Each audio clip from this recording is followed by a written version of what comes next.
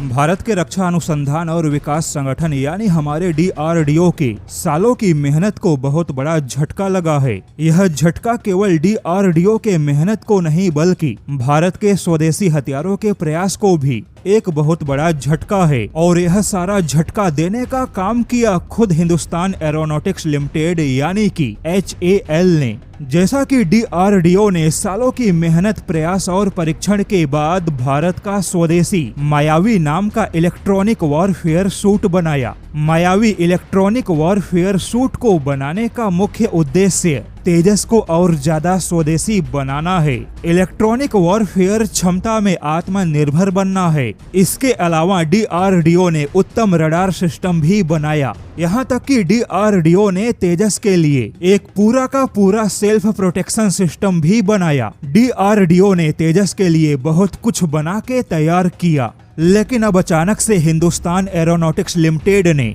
DRDO के electronic warfare suit को लेने से इनकार किया है, जिसके बाद अब HAL और DRDO के बीच में टकराव पैदा हो गया, क्योंकि HAL ने स्वदेशी सिस्टम को छोड़ के एक बार फिर से इजरायली सिस्टम के साथ जाने का फैसला किया। बता दें कि खुद वायुसेना प्रमुख भी HAL को खरी खोटी सुना चुके हैं, लेकिन हिंदुस्तान एरोनॉटिक्स लिमिटेड बार बार अपनी मनमानी करता है।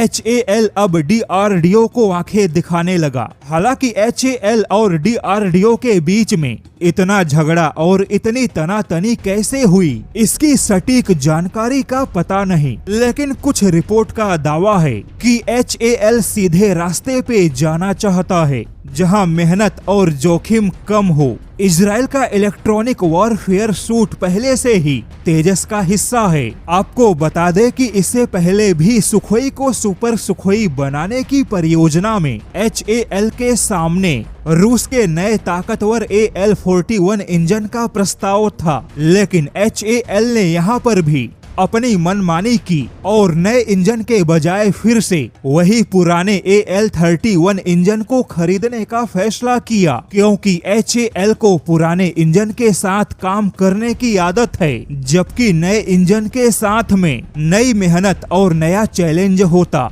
और नए चैलेंज से बचने के लिए HAL ने पुराने इंजन के साथ जाने का फैसला किया। हालांकि रक्षा मंत्रालय और वायुसेना प्रमुख ने HAL को फटकार लगाई, लेकिन HAL भी एयर इंडिया जैसा ही सुधरना नहीं चाहता। भारत इस कोशिश में है कि राफेल के अंदर भी उत्तम रडार सिस्टम लगे, लेकिन HAL अपनी सुविधा और अपने फायदे के लिए तेजस फाइटर जेट में भी उत्तम रडार सिस्टम को लगाने से पीछे हटने लगा। हालांकि अब जानकारों का मानना है कि सरकार को HAL पे कड़ी कार्यवाही करनी चाहिए। HAL भारत में फाइटर जेट बनाने वाली एकमात्र कंपनी है, तो ऐसे में इसे मनमानी की छूट नहीं मिलनी चाहिए और अब सरकार को फाइटर जेट के क्षेत्र में तेजी से प्राइवेट कंपनियों के भागीदारी को बढ़ाना चाहिए।